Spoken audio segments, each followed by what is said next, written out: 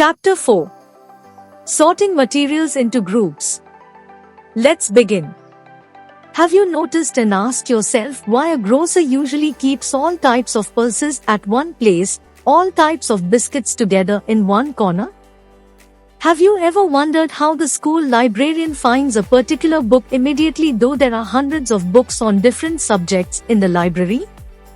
You might have also been surprised with the quickness with which a chemist brings out a particular medicine out of thousands of medicines stored in the shop.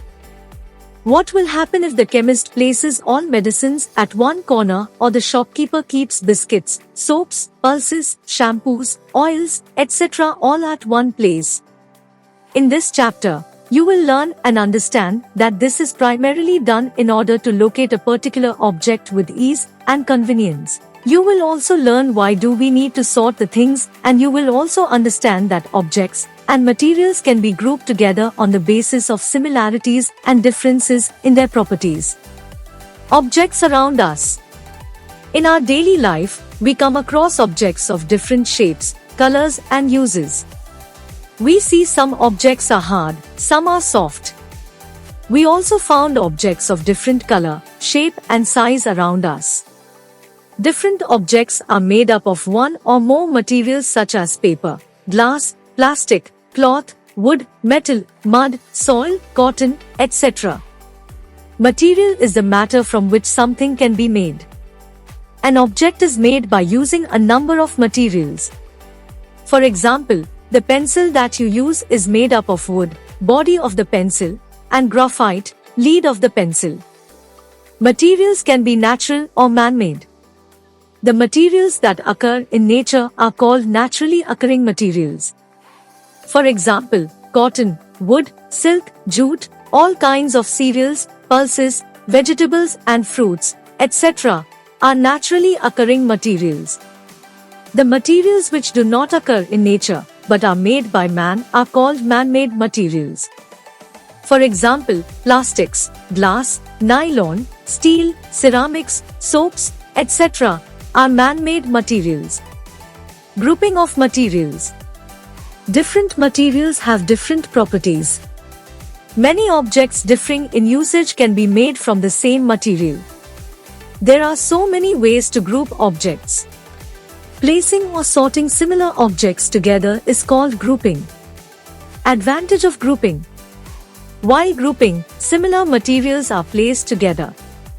For convenience, materials used quite often are placed nearer. Grouping of materials is very helpful in our day-to-day life. For example, in a grocery shop, pulses, cereals, spices, soap, shampoo, etc. are placed in separate groups at different locations. Similarly, a chemist arranges various medicines either alphabetically or by company name. If he keeps these medicines randomly, without any grouping, it would be very difficult to locate the needed medicine. Properties of materials. We can classify the materials on the basis of their properties. It is the properties of a substance that determine its importance to us. We have to choose materials with the right properties based on what we want to use it for. Different types of materials have different properties such as appearance, solubility, transparency, conductivity, and behavior towards magnet, etc. Let us study these properties one by one. Appearance. Objects around us look very different from each other. This is because the nature of materials from which they are made differs from each other. Iron appears different from gold.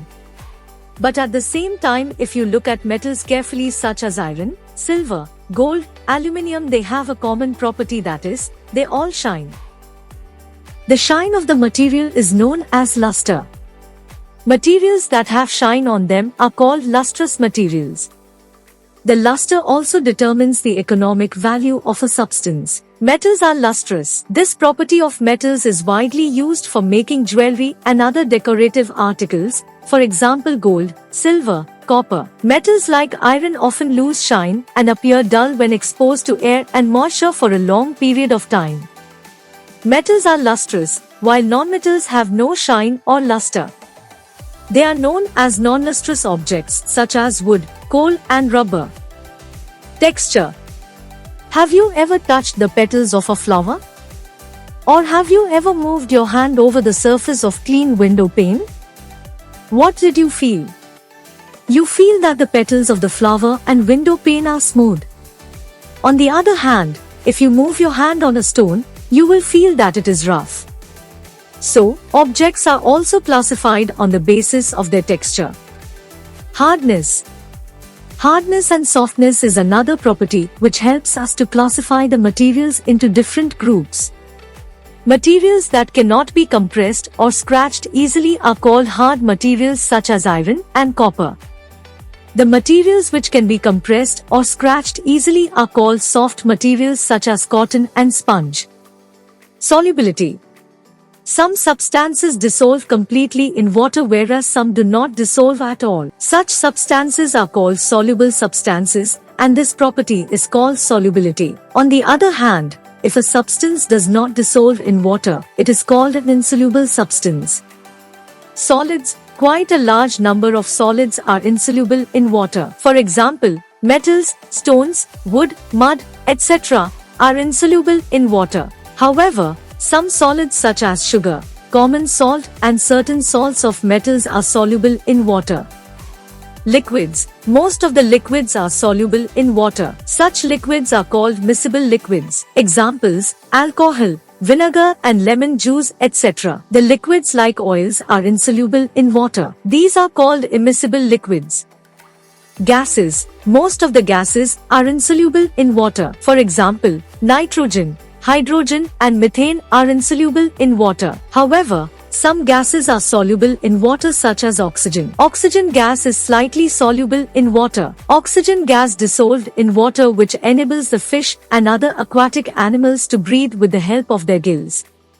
Carbon dioxide gas is slightly soluble in water. Carbon dioxide dissolved in water which acts as an important element for photosynthesis for water plants. Material, floats or sink. The substances such as common salt, sugar and chalk powder sink in water whereas materials such as oil float on the surface of water. It is because the substances which are heavier than water sink in it, whereas the substances which are lighter than water float over it. Transparency. Transparency is the property of a material which tells whether we can see through the object or not. On the basis of transparency, we can categorize materials into three groups. Transparent. The materials which allow light to pass through or the materials through which we can see are known as transparent, such as acrylic sheet, glass, water and air. Opaque. The materials which do not allow light to pass through or the materials through which we cannot see are known as opaque, such as wood, iron and asbestos. Translucent. The materials through which light can pass partially or the materials through which we are able to see but not clearly are known as translucent, such as butter paper and thin curtain.